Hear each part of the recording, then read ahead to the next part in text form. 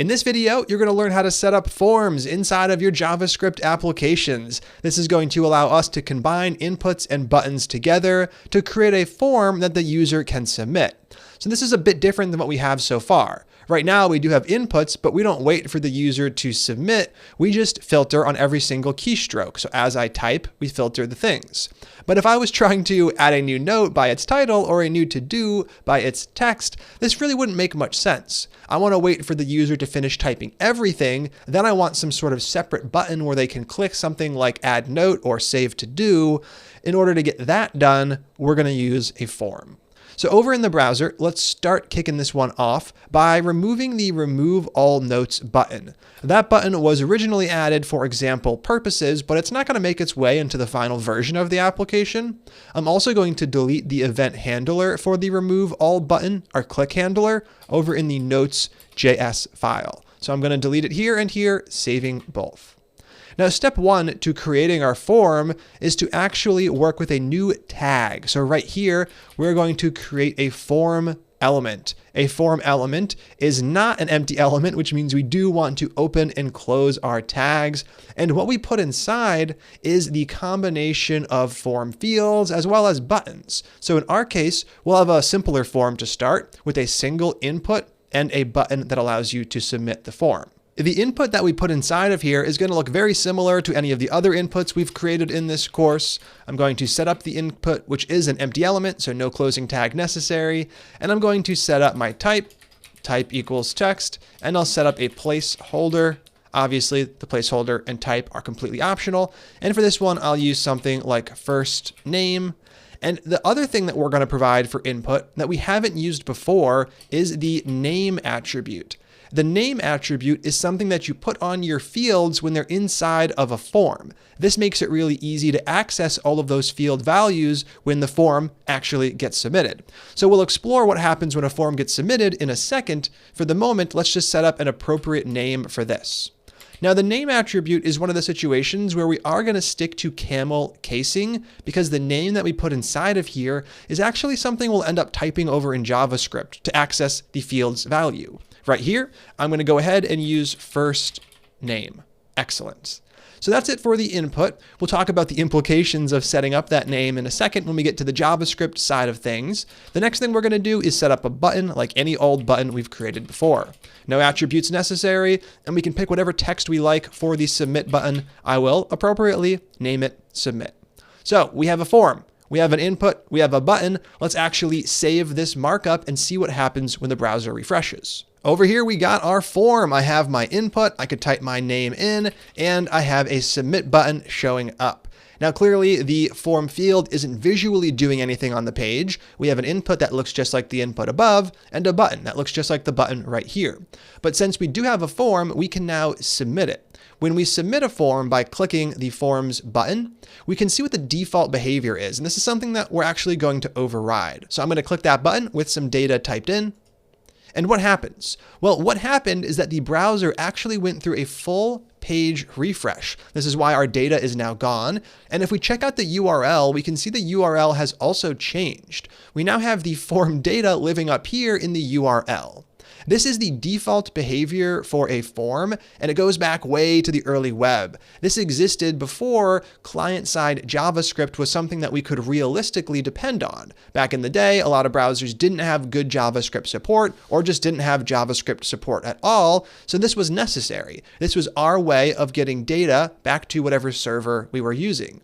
These days, though, we have great JavaScript support, and in almost all situations, we want to handle that form submission via client-side JavaScript code. That's going to allow us to validate the data on the fly and do things like render an error message without completely wiping all of the user's information.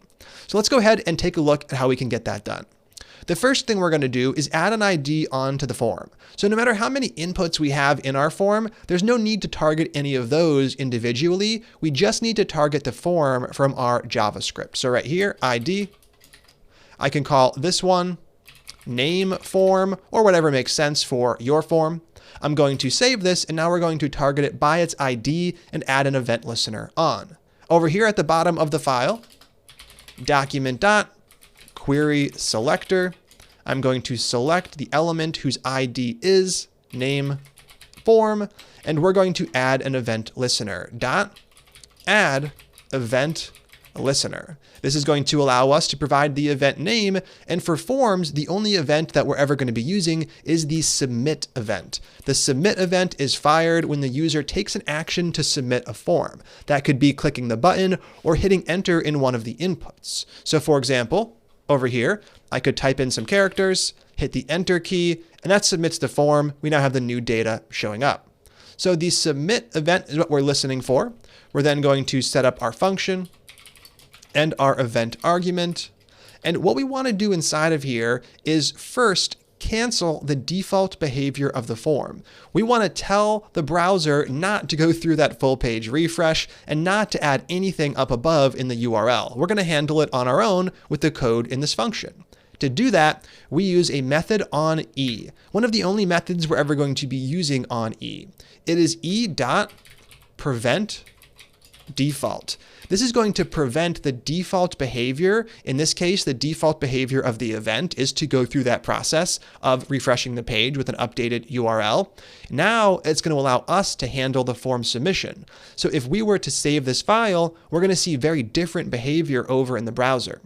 To make sure that we don't already have some data in the URL, let's wipe that and bring us back to our base URL.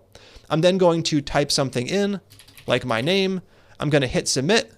And what happens? Well, absolutely nothing. We canceled all that default behavior, and now the browser is simply waiting for us to do something meaningful down below. For the moment, let's just go ahead and get access to the form data and print it to the console. First up, we are going to be accessing e.target. This is what gets us to the DOM element for the form. Now on here, what we're looking for is a special property on our form DOM elements, and it's called elements. Elements. Elements is going to allow us to access all of the fields we've set up. In this case, we've set up a single field, we have our input, and we're going to be accessing it by its name. So first name. In here, we can go ahead and grab that .first name.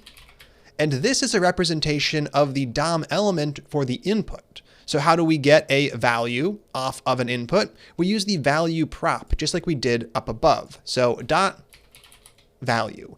That's going to allow us to get the form field value, and all we're going to do is wrap it in parentheses and toss console.log up front. Console.log, and this will have the end result of printing the value that we type in to the console. Over here, I have Andrew. I'm going to switch that up to something else. I'll use Jen. I hit submit. And what happens? I get Jen printing over here. So this is how we are going to submit data where it doesn't make sense to do things on the fly. It does not make sense to have a form for the filters. We want to do that on the fly as the user types. But if we're actually typing in form data, we want to wait until the user says they're ready, then they can submit it. Later on, we'll figure out how to validate it, making sure it conforms to certain things. For example, we might say that your name has to have more than 0 characters. For now, though, we are able to at least dump that data to the screen. Once we were done with the data, we could also set the value to clear the form field. So I could set up e.target.elements. We're accessing first name. Then we're accessing the value, but we're actually setting it as opposed to reading it, and we'll just set it equal to an empty string. This would have the effect of printing the first name and then wiping the data. So over here, we can go ahead and submit the form. We see that Jen prints, and then the data ends up getting wiped. So we're going to have a lot of flexibility with how we set up our forms, and they'll become more complex as we learn more. For now, though, it is challenge time. You're going to be required to set up a form for the to-do application.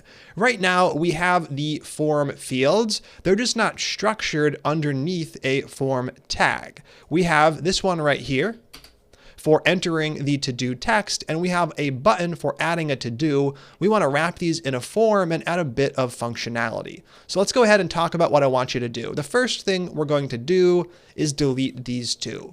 We're going to build those up from scratch since we'll no longer be targeting them by ID. It doesn't really make sense to keep that in place.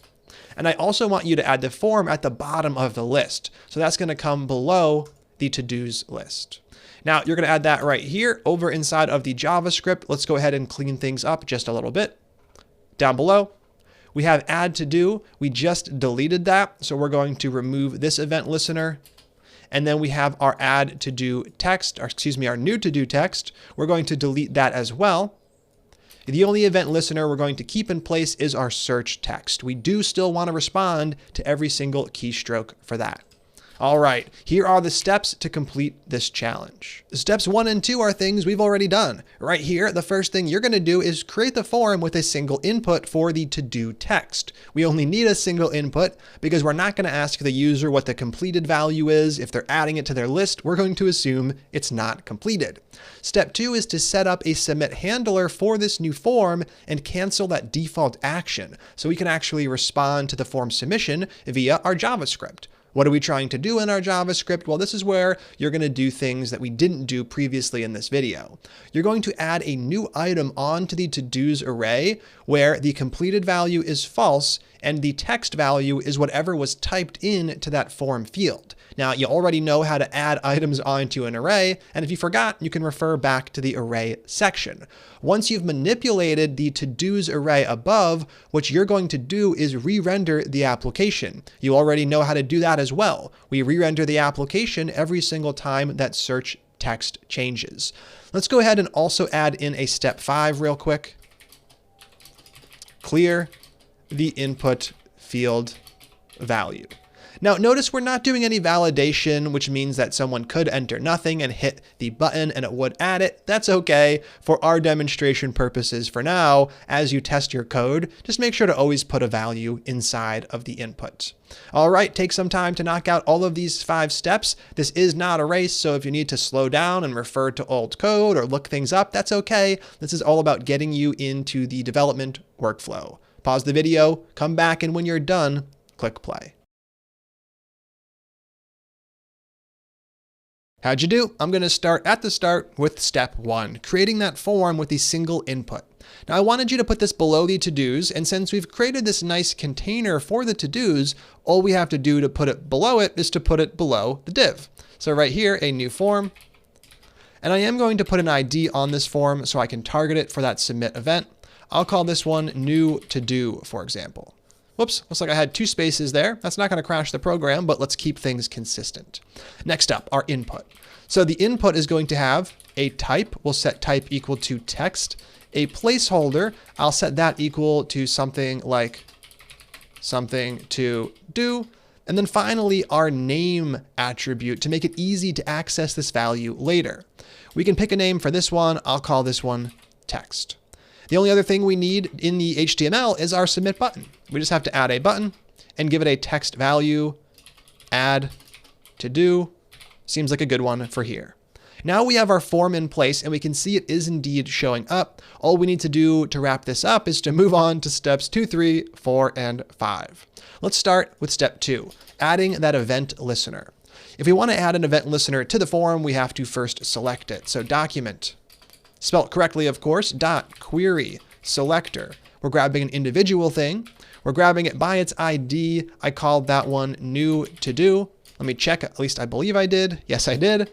And then we're going to go ahead and use the add event listener method. Add event listener. What event are we listening for? With forms, the only one we really will ever use is submit. When the form is submitted, do something. And the function lets us specify what we would like to do.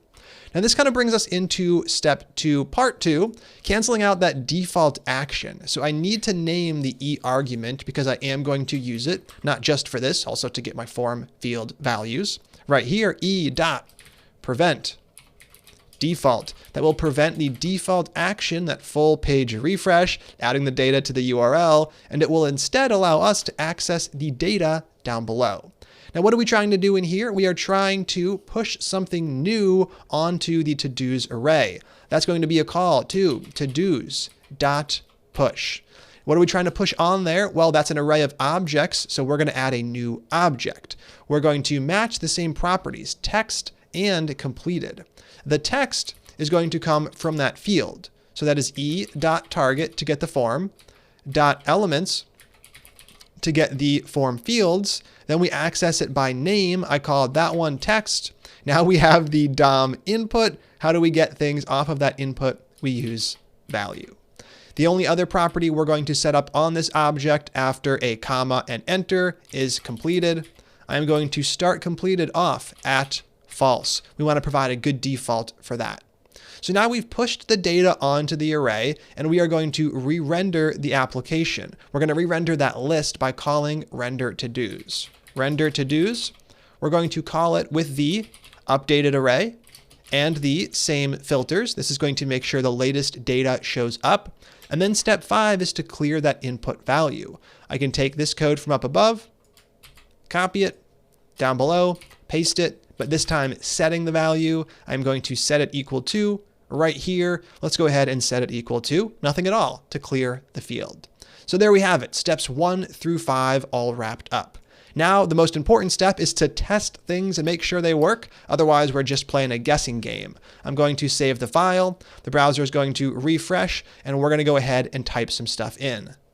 This is something new. I'm going to hit enter, and what happens, this is something new, shows up as an item in my list of things to do, and the form field gets cleared. If I add another one, something else, we can see that not only does it show up here, it also adjusts the amount I have left. So right now I have 3. If I add another one, I go up to 4. So there we have it. Using form submissions, we're going to be able to modify our application's data and get things re-rendered. We're now responding to user interaction in a really meaningful way. We can still filter the data, so I can type in else just to see those. We have a lot of flexibility, and we're starting to resemble a real-world application as opposed to a little prototype. There is still more to do though, so let's just take a quick second to recap. In this one, we talked about the form. It is a way to encapsulate a bunch of different inputs. In this case, we have a simple form with just one. We can listen to that form submission using the submit event from our JavaScript. And as always, we're going to be canceling that default action, allowing us to run our own code. Now, what the code does is going to be up to the individual form. In the case of the to-do app, we added a new to-do. Later on, we'll be doing something similar with the note-taking application. For now, though, that is it. That's where we're going to stop for this one. I'm really excited to continue on working on these 2 apps, so I will see you in the next one.